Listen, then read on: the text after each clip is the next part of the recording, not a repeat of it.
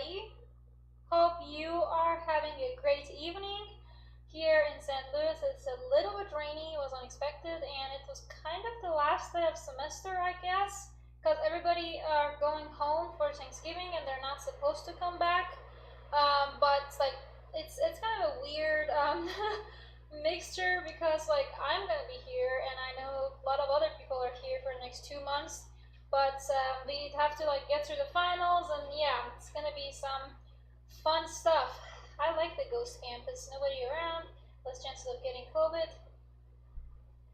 All right. So besides my very interesting campus events going on, I kind of stumbled upon these two this bunch of like French games, and I really wanted to show them because in process of selecting games for my upcoming book that I'm writing with my brother, we really just like I don't want to show the games that like, we're selecting, but at the same time the ones that we kind of want to show but we can't show because it doesn't really fit anywhere. I decided to give those a try. So here's Tracy in the chat. Oh, thank you, Yaroslav. GMP, is fine. He is kind of just chilling on Gabby's lap right now. So I don't know if we're gonna get an appearance from GMP. He's way too chill right now. I am writing the chess book. Yeah. I'm writing it with the help of my brother. He is mainly the muscle behind it. He has a lot of free time, so he's helping me a lot with it. So we're doing like 50-50 type of partnership. So that should be fun. Yeah. So for today, the first game, I decided to leave the names under. So if you wanna just have an idea of whose game you're watching, you would have that choice. Because sometimes I really want to know whose game am I watching. So, all right, let's go ahead and get started. Yeah, Mighty French. So, as you are most of you are probably aware of, Dominguez has switched his federation to US. I think it did about 2 years ago, if I'm not mistaken.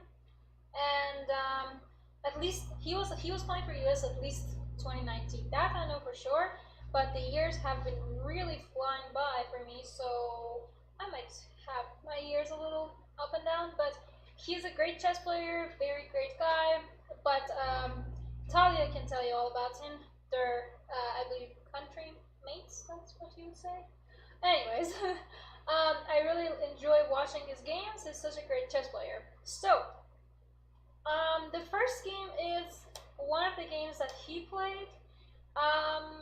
I actually don't know when he played this game. I think this was 2012. Yeah. But I wish I had more context about when, like, where, why, when of the game. So my guess is simply, since this was a Russian, like it was in Russia. What was in Russia in 2012? Oh my god, 2012. I was such a baby. I was 14. Oh. Okay. So, that is not what I wanted to click on. So let's just keep looking at this French. I did want to ask a quick question on who here plays this advanced variation with e5. So, what do you guys think? Who plays this? I used to play it. I played occasionally on Blitz and like rapid games, but I kind of started growing. Like the knight c3 line grew more on me, so I don't really have a doubt that Magnus will crush me in a blindfold game. I mean, maybe if you play 100 games, I might have better chance, but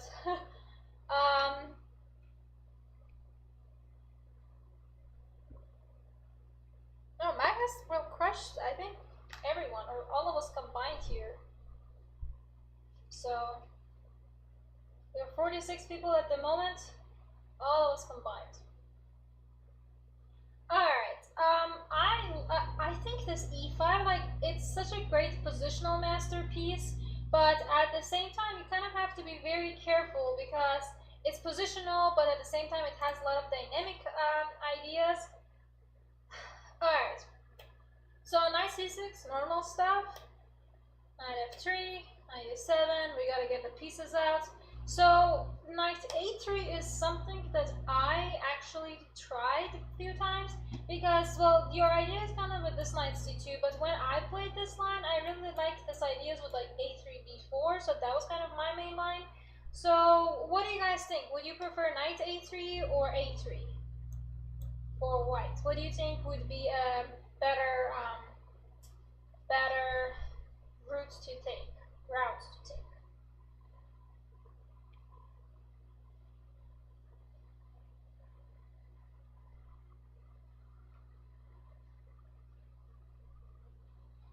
I feel like, I mean, I really do like this a3 too. So, I mean, I don't know, I think it really depends on what you're doing and what your opponent is doing, because if knight d7, if queen b6, then a3 is, I think, a little bit more popular, because then this b4 is coming, you gotta get this bishop to b2, you gotta do like chop, chop, chop, and you don't really have that luxury of playing knight a3, even though it could go fine, but take, and then check, and yeah, it doesn't really feel as appealing, I want to say. So even okay, so knight e7, knight a3, take, we gotta take it, and knight c2, pretty much the only logical move, because bishop e3, we don't really want to give that choice. And now, white's to move, what do you think we should do? Ooh, something Yaroslav is saying.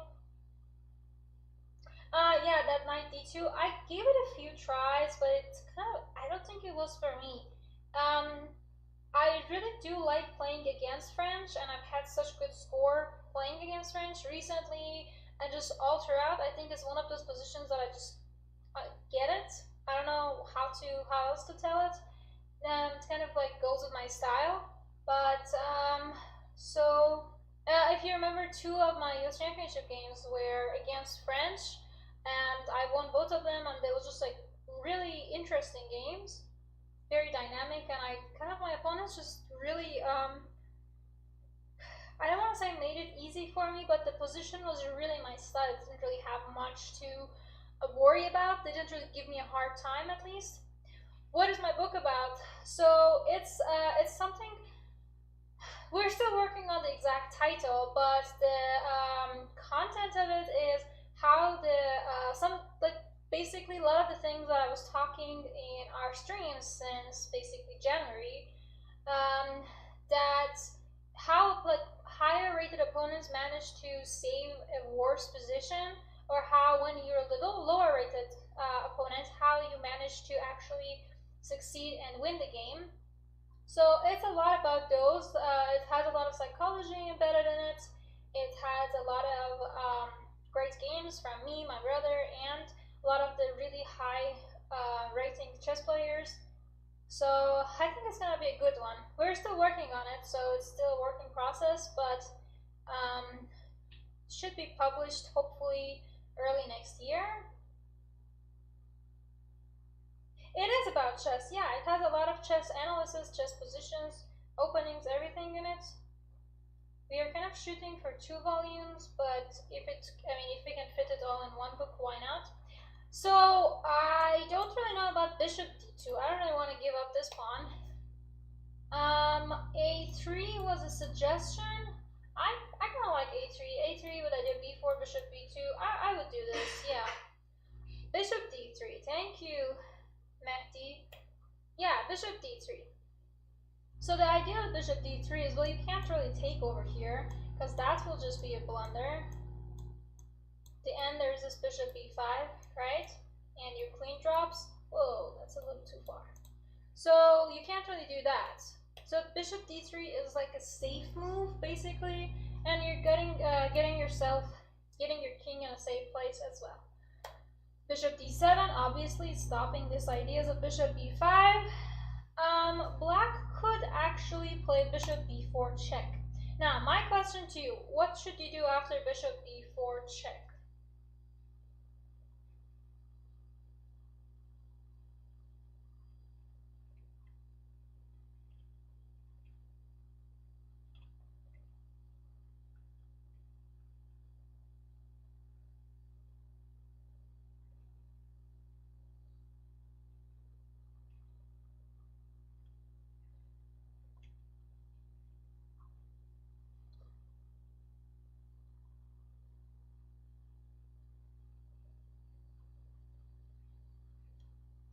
king f1. The thing is, if you were to play bishop d2, it's doable, but it's not as desired because take, you take with queen b2 is a little bit weak.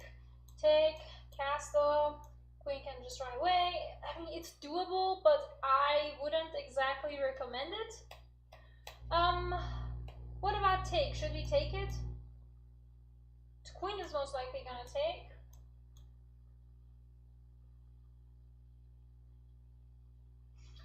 Yeah, Shock. I've seen that idea before. I faced it a bunch of times, much earlier in my chess career. And king f1 is actually a good idea. So I kind of just wanted to touch a little on this idea with knight takes b4, but I don't really feel comfortable giving up so many pawns. So that's something I probably wouldn't go for. G4, knight e7. Ooh, what about not G4? What about something trying to maybe trap the queen? I like trapping queens. Could maybe go to C5, slap castling. I mean, I kind of like it, but at the same time, I don't feel as comfortable. So if this happened to me in the game, I would definitely play king f1.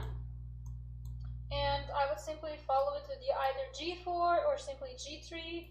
I could always just bring up the rook to h3 too. I've done a game like that. Yeah, so Tracy is a French hater. I've realized that for a long time. It's a problem she needs to get some counseling for. She hates French, she can't stand French, she sees French, she gets a mental breakdown. I'm messing with you. No, she just doesn't like it. I don't think it's that strong. But yeah, I have to mess with Tracy. It's like a rule of thumb. Every Tuesday and Friday I get to mess with Tracy for about 30 seconds. But if anything more than that, then she'll roast me really bad. So I'll keep it under control. Alright, so yeah. King f1, I like the idea. If you play something like bishop e7, I'll just push. And I believe this was a game that was played between Short and Vaganian, but I don't think you have to play it like this. You can if you want to. And oh, this f4 square looks so nice. If I could just play like an h4, I don't like that move. But you get the idea. If you could just like turn your queen to d3, play an h4 or something. Yeah. But yes, king f1 is the better idea. So, anyways, in the game, bishop d7 was played, castle, and now, I think my main question is, can black take it? What if knight takes d4? What do you think we would do as whites? Because we don't really have that check at the end anymore, so...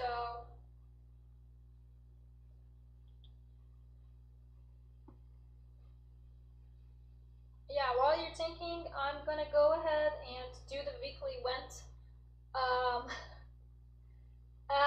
So this is the finals week for me. I don't really have any traditional exams. I have a take-home exam, which is so hard. I haven't been able to answer even one question so far. Woohoo! And I have 9 papers. Oh my god, so many papers.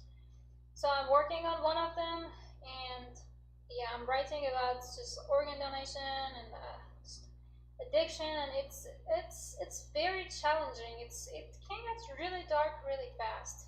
So if there are any, healthcare providers or anyone healthcare related here, and you want to give me some advice on how to deal with the organ donation darkness, I would much appreciate that. If not, chess is fine too. Chess helps. But yeah, so knight takes d4. I haven't really actually gotten any answers on why not to do knight takes d4. Oh, you hate playing against French. I used to hate playing against French, but then I somehow started getting really good scores, and just over the years. I don't think we should take on f5, because you take on f5, knight takes on f5, and he just ate your pawn, so it doesn't really make any sense. So, sorry, that was the main line. But if take, what if we just take it back and do this pin? This makes sense, right? I like pins. Thank you, exactly. Bishop e3. If bishop c5, just b4. You take over here, I'll take that, attack your queen, and I'll pick this up. It's just a healthy piece. Yeah, this wasn't too hard. Alright, so what about a5? So the purpose of this a5 is, remember how in this line, after bishop c5, there was this b4? So if you played a5 now, at the end of that line, you wouldn't face b4. So basically, this a5 is a preparation to take knight takes d4. So now, you have to determine, can you save this pawn? And, well, how? Do you want to save this pawn? So, yeah, that's kind of where we are at right now. I've also developed a taste for green tea matcha, cold, unsweetened. But yeah, it feels a little weird to drink green stuff, but I liked Shrek growing up, so I guess I'm not. This is actually Shrek green. Oh god.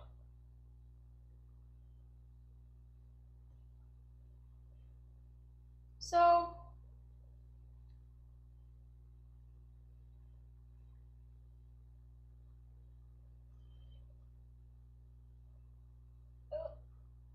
cat hair. Yeah, I think we should go for bishop f5. Yeah, take and then knight e3. Knight e3 is very strong. The idea is if you can occupy this f5, f4 square, it's going to be perfect. So when bishop e6, your goal is kind of to figure out and put a knight on f4. And that is something that I believe I probably saw earlier. So, shock. That I don't understand it either. I feel like I just developed a good feeling for it over the years. I don't think there is like a way to understand French. You just kind of like get a feeling, in this position, my knight could benefit being on, for example, f4 right now. And then you just kind of try to figure out the route on how to get it there.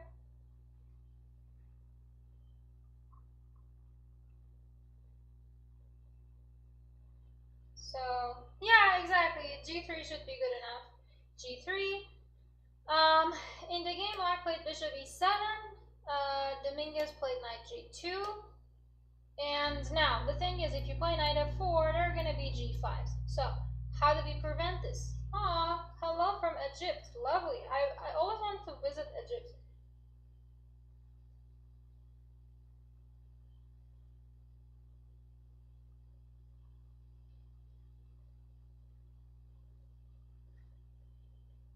So how do we stop this g5? Any suggestions?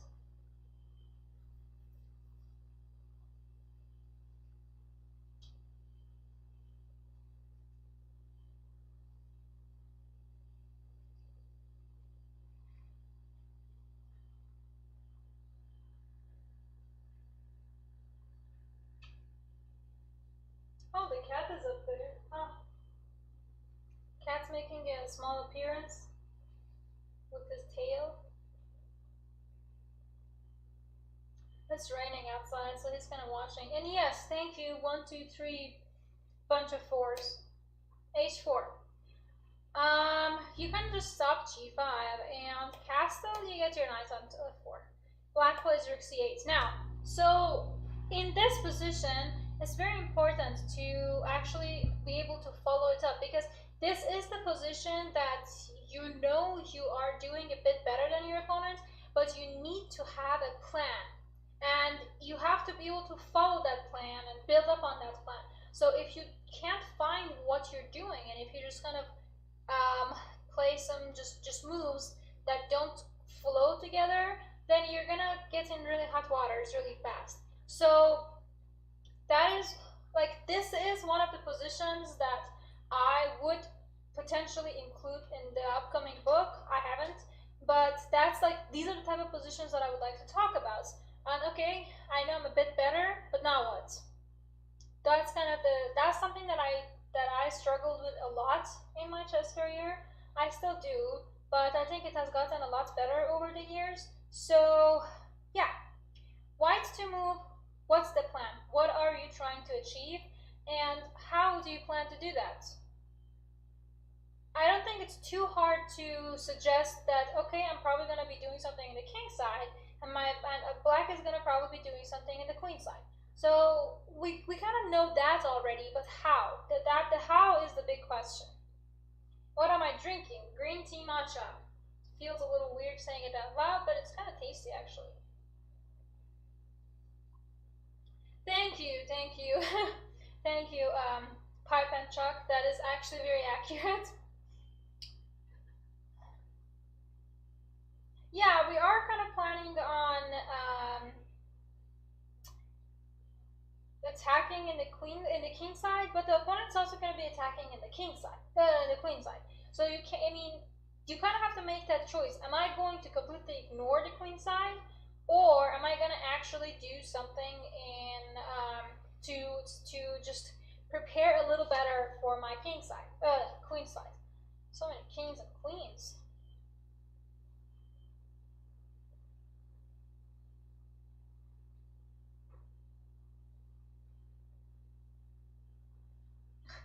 I don't think there's anything to sacrifice right now. It's more about just where are you going to place your pieces type of deal. And you see, I think one of the biggest problems and one of the biggest challenges right now is how are you going to use this rook? Because you can't just exactly move this bishop. You're going to drop the pawn, and you don't really want to do that. So you can't really push this pawn because then you're giving your opponent a target to go after. So yeah. So I agree that we should do something in the king side, and I agree that the ideas with h5 and knight h4 do seem very appealing, but we kind of have to prepare for it better. And no, we can't just exactly go around and play this a4 because then rook c7, rook c8, and black gets very fast on this attack. So a4 could be interesting, but rook a3 unfortunately does not work. This guy is just gonna take that away. So how else can you defend b2? What about rook e1? You could try to go to e2 and defend it, free the bishop, to get the queen on the other side. I think that would be an interesting idea. What do you guys think about rook e1?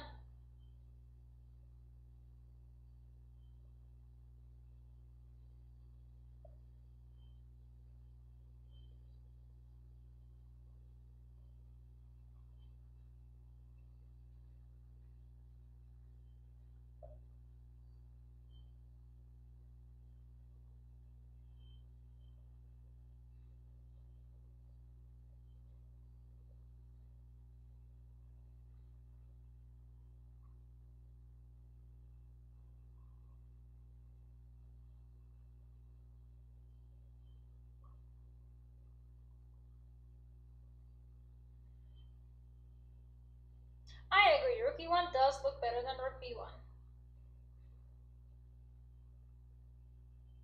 Ah, I see. Is Pishi sleeping? Huh. Oh, he's actually being super cute. Yeah. I kind of want to go squeeze the cat now. Which is the cheek is hanging down. I don't know if you guys have a visual on it or not, but yeah. Ah. I mean, oh, my chat got weird. Just a second, let me reload this page actually. I gotta reload my YouTube. Oh, lovely.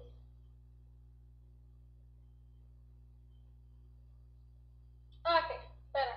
Sorry, my chat got a little weird for a second. Yeah, so I'm glad that you guys like the idea of rook e1. So let's continue. Rook e1, we want to go rook e2, defend b2, free the bishop, open the queen. So that's what I meant by trying to figure out what exactly to do, because another way of thinking about it, your opponent, black obviously knows that you're going to do stuff in the king side, and black obviously knows that you know that he's going to do do stuff in the queen side. So that's not the trick. The trick is how to hold your queen side and attack black's king side. So that's why we want to play this rook e1. So we're going to put this rook on e2 and defend our second rank while we get the chance to kind of like sweep the queen to the other side. Alright, rook e1, rook c7, rook e2, defending the pawn. There, get the bishop up, bishop defending the pawn now. You could potentially want to move this knight and maneuver it around. There was a suggestion of h5, knight h4. We're going to take a look at it, but even if not that, you could just try to reroute the knight to somewhere in the center, maybe queenside, to defend it a little bit better. What if f6? You have to be very careful. Your bishop is under attack, so f6. I would really love that. Ooh, hi, Steve Nort. Alright, so knight b4. Now, this is actually a very critical position, and it would be very, very interesting if you could find the right move. So, what do you guys think?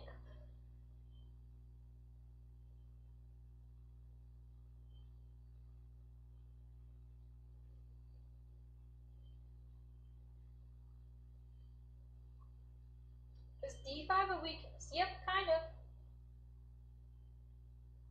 Ooh, I'm glad you beat a 1900 player. That's actually pretty great.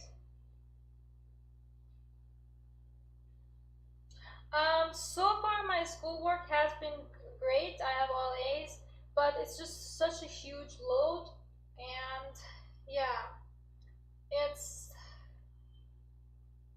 just a lot to do, and I have like 1 more week of school left, basically. So, oof. Actually a little bit more until next Thursday. So, but still, knight e1. Yeah, whoa. Very impressed. Thank you guys. That was a very great suggestion. You could potentially consider taking on e6, but I wouldn't recommend it yet. Because, I mean, take knight e1, you would still have to do this. You shouldn't really give up the c4 or c2 square. You don't really want to have to deal with those later on, actually. And it just feels like you would be giving your opponent too many chances, and this knight is better on f4 than off the board. So I don't really like knight e6, but knight e1, I'm all for it. Now, queen b5. Now what? Just to mention, if your opponent were to play g5, yeah, you can take it, take over that, and kick that knight away, and then you would have f4. This would be an ideal position, because if you were to play g4, now the rook is ready to jump, the king could just move away, and you could start tripling stuff in the h-file way faster than your opponent would. And because you still have this knight, you could try to play both sides, like put it on d3, put it on c2. It would be very, very pleasant. So, just wanted to mention the idea about g5, but what if queen b5? Oh, thank you, Shak. That's very nice of you. We could consider a3. A3, the knight, probably gonna go back to either c6 or a6. So I mean, those are the two logical places to go. If you want to keep your knight on the board, but I mean, the thing is, if a3, I don't really know what's the next move that I would do as white. Let's say you would play knight c6. Can I play? Should I open? Do I want rook c1? Do I want rook c2? Or I could just ignore those whole things and just play knight d3. So, a lot of things to think about. But I do like the idea of a3. Let's say knight goes to a6. Now what? Where do you think you should place your knight?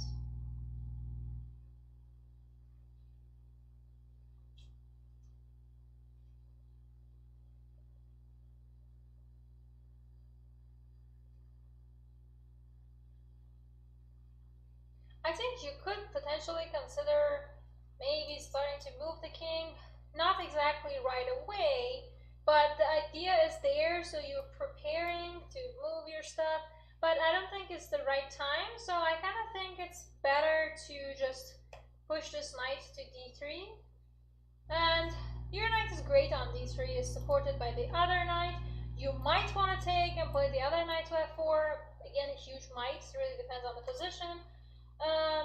Now you could start considering bringing your pieces to the other side. This knight is defending the pawn, is defending the c1 square. I really do like this knight on d3. Exactly, yeah, that's a very good thing to say. Ideas are one thing, execution is another. So knight d3, opponent played a4. Now, white to move, what do you think we should do? And a4 was not the most accurate move, and white does have a slight advantage now. Before that, it was just like a better feeling on the position. It wasn't like a real advantage, but now it's kind of a real advantage. Like before that, it was like 0.3, so it doesn't really count. Now it's more like 0.7, 0.8 for those who want to know more about the material behind it. Oh, actually, knight e6. It's interesting, but not right now. So the thing is, we want to provoke g5 as much as possible. So if we were to take it and then play knight f4, just queen goes to d7, queen is defending it. Yeah, you have this cool knight g6, but then you could try b3, so you could like play in both sides. But it's still like it would be nice if you were a little bit more prepared for knight takes e6.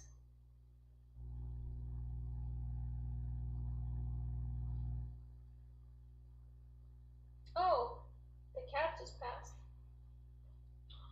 Oh, he's being shot for Gabby. I want my cat.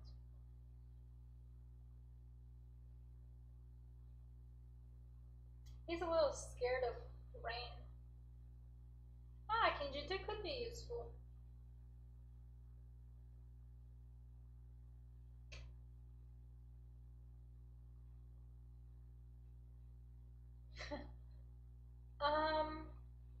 This move might be a little too hard for you guys, to be honest.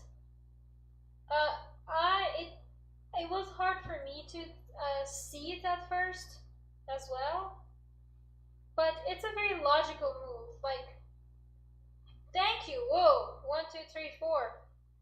Yeah, rook d2. You're trying to open up your queen. You might not want to do it right now. You might want to just like play g4 or something, but you're at least giving yourself the opportunity. And your rook on e2 was kind of blocking the queen, so you just move it and you open it. In the game, black played bishop f8. Black could consider something like rook c4 and just like take and then g4. This was another way to go. So in the game, bishop f8. Now, is it time to play g4? When was this game played? I believe 2012.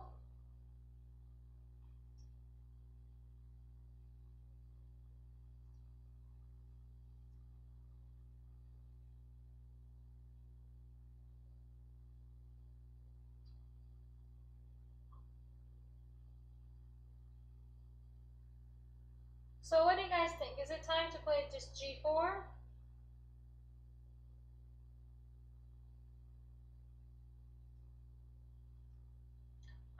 Knight e6. We could do knight e6 and then g4, but the thing is, I don't know if I want to play this knight g6, the knight takes e6 anytime soon. So if we're gonna do knight takes e6 and then g4, why not g4 now?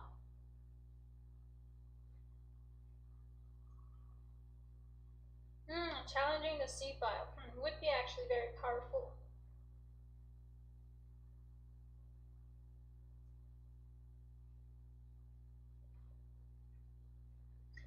Yaroslav, that is actually a very, very good point.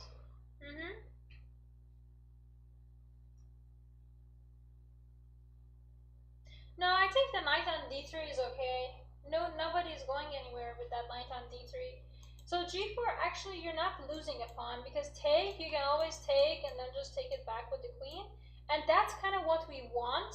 We want want this type of position. We want the queen to get to g4 because then we're attacking over there. Knight f4 could come. The king can just swing and then the rook can come. So it's a lot of possibilities for white. So we want to get that queen to g4. So that's kind of why g4 is best first. Exactly, because if you don't take it, I'm gonna play g5. Yeah, great contribution, everybody. Great Wolf, that is actually a very fair point. a4 was not a mistake. The position was already worse. So black could try to bring the queen back and just try to push a little bit, try to get something like that happening, maybe with queen to d7. That's another thing Black could have done, but yes, I agree. a4 was not a mistake by itself, but a4, after a4, White had just kind of a easier plan, easier way to deal with this. Alright, so g4. If queen d7, we would do g5, and now this is just the easy way to win, right? We're just gonna get the queen to the h file and just easily win this. Basically, just bring all your pieces to h file. How about bishop to d7?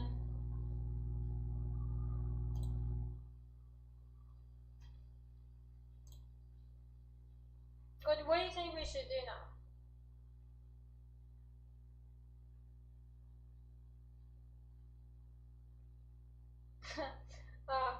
Lobo and Steve North, thank you. That was actually funny. I enjoyed this. Ay, ay, ay.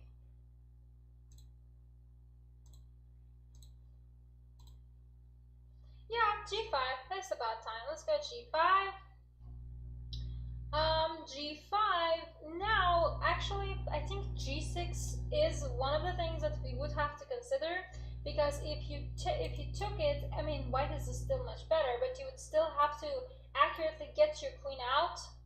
So I think that's the only trick. What if just take? Oh, sorry, g6, actually queen f3 is a little bit better. And then you can take and then try and get into as much as weakness as possible. Also try to pick up some pieces, but g5 take. What now? I'm assuming everybody wants to take it back. Now g6. Now what is our game plan? Whoa.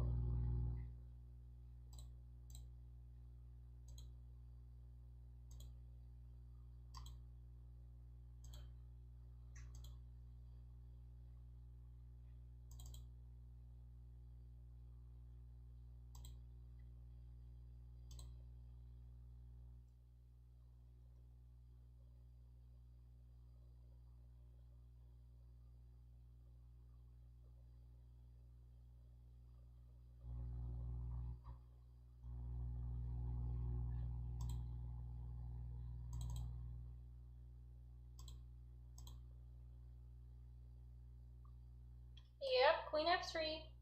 And after queen f3,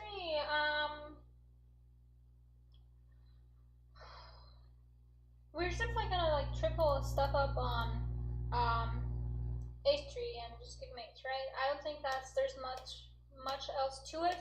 Just bring the rook, bring the other rook, and just, I think this is actually one of the easiest mates in history. Even if you try to run with your king, just rook h7. Yeah, I'll take that, and I'll bring the other knights. Oh my god, this is such a beautiful position. You could try with rook h4, queen d7, bring up the rook, queen d8. Slowly. Now, why wouldn't we go queen h3? Just checking your sharpness. Why would we have to play this queen g3 first?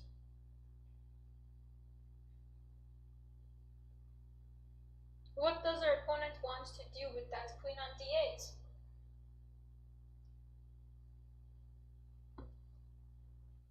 Exactly, it's attacking g5, so we're just gonna simply defend it and slowly put that rook in there, and then you're gonna go queen h4. So yeah, you're kind of making your opponent it's actually giving mate while you're doing it, so it's a lot of fun, right? Yeah, this was the first game that I wanted to show you. And I also want to show you a game that I played when I was a baby. And when I say baby, I mean this was when 2013 actually. I thought this was before that. So I'm gonna probably breeze through this game, but it was very interesting because I think this was actually I was playing one of the this was an Asian Championship 2013, but I was playing one of the girls from my category. So this was like an Iranian girl that I was playing, same category, same age. I think she was a year older. I don't exactly remember, but I played with her a bunch of times. So yeah, I remember one of the games was really funny because she had a better position, but she blundered her queen, and I absolutely love that. Um, not gonna sit here and say I don't like queen blunders. Yeah, um, I was 15 in 2013. It feels like a baby now, but when I was 15, I felt like I was at the top of the world. I was such an adult. I knew what I was doing, all those fun things. So yeah, yeah. But actually, fun fact: I did win Asian Championship 2012, 13, and 14, and then I just stopped playing it because I think 3 times getting gold in Asian Youth Championship was enough. I think, yeah. So, oh my God, you're 15? No way. You sound way more mature. So okay, I really want to show this game, so I'm gonna just gonna go faster. But yeah, this was one of those games that obviously I prepared for, and I knew what I was doing in the opening. But as I mentioned this in the previous game that I was talking about, I kind of really like this idea of just playing against French with this a3 b4, so I gave it a try. Knight c3, knight f5, bam. You gotta move the queen. Bishop b2, defending your pawn. Then the knight c5s are also coming up sometime soon. And this is the type of position that we talked about a little bit earlier, just not exactly, but the idea of it. f4 square is weak. I wish I had a knight in there. This knight is a little bit annoying, so I'm probably going to take it. I really want to have this h4, so it's just a matter of which one to do first. So I ended up doing h4 first, h5, and at this point I was like, yeah, I gotta take that knight. And I did. Take back, and now, white's to move. What do you actually think it's a good move? The move I did was kind of questionable, but I really liked it. So, what do you think? Oh, we have a 12-year-old in the chat. Huh, yeah, very interesting. I did not think that. I mean, this is a very family-friendly stream, so you're welcome. But I always thought like, oh, maybe it was Twitch that under 13 you can't join. Huh. I don't exactly know about the rules, so as long as you're following them, you're fine. You're more than welcome.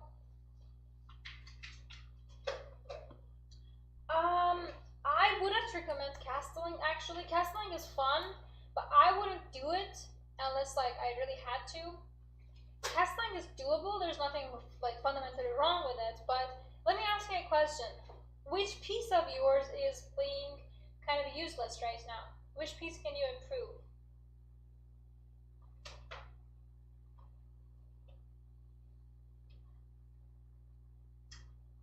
I see some ideas with rook c1, knight c5s.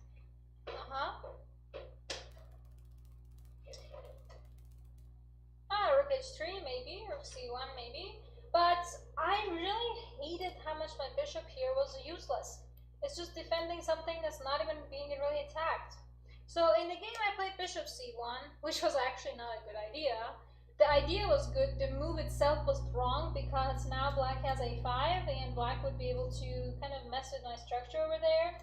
If I played b5, there would be like a knight a7, b6, queen c6, and I would give my opponent a little too much chance on making it really hard for me to keep my advantage.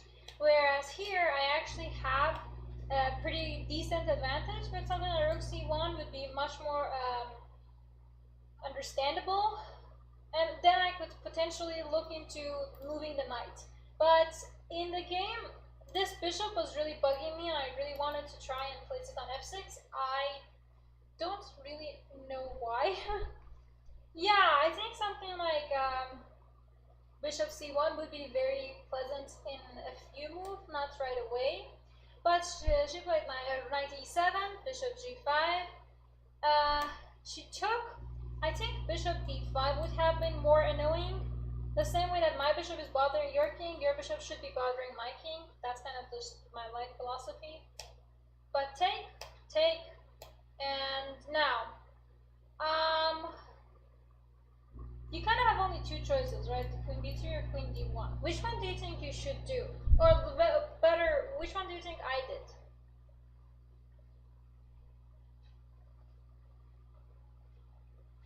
Yeah, Aryan, I agree. Bishop c1 could be effective in a lot of French because that's my, that's supposedly my bad bishop, but right now on g5 it looks pretty good to me.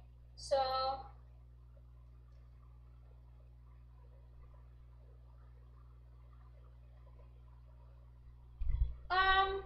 my problem was if I played queen b3, there would be a queen c4, and I didn't really want to deal with that.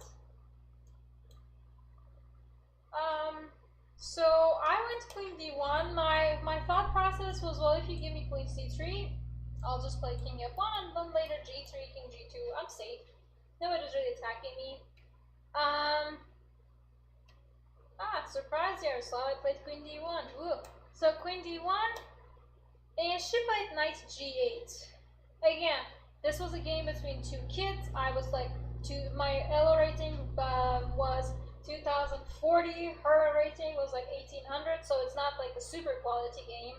But I just really, I do like to look at how far I come and just look at my games from when I was a baby. And it's kind of nice to just see those. So, knight g8, what do you guys think about that? I mean, obviously it's not a good move, but what do you think white should do? Yeah, rook c1. I think knight g8 was just to stop this bishop f6 idea, but I wasn't really planning on playing that bishop f6. I mean, bishop f6 is nice, but it's not like magic. Queen d7. Now, how are we gonna develop? Setting up for next game. I mean, at this rate.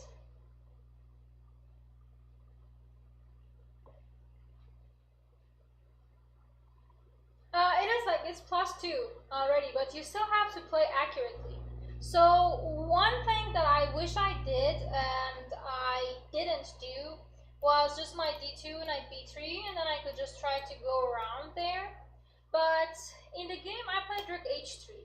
My idea was, well, I'm not gonna castle, so I might as well play this rook h3. I could try to get to c3. We'll see. That was kind of my thought process. Okay, it's not like a bulletproof one, but I kind of liked it. So she played bishop e7. Now I go knight d2. Now the fun thing is, if you were to take, first of all, this pawn is under some pressure. Second of all, your c5 square is, it's gonna be very painful. I didn't want to castle because I felt that my king was safe in the center, which was actually a wise decision. I could have tried king f1, king g1 if needed, but I thought my rook on h-file would be more useful than on f1, at least at the moment, and that was a good decision. I stand by it. I like knight d2. She played f6. Now, f6. Should we take it? I think we should take it, right? Because when you take that, now I can still kind of ignore it and play knight b3. Again, if you take this, I'll take back, and whoa, bishop do not move like that. And then I still have my c5, I still have these all stuff happening to you. So she played king f7. I slowly played rook c3. My threat is very clear. She played bishop d8, defending that. Knight c5, going after the weak spots, weak squares, queen. Now, white to move. What do you think we should do? Your position is super winning, so just try to find the most logical moves that you think you should do.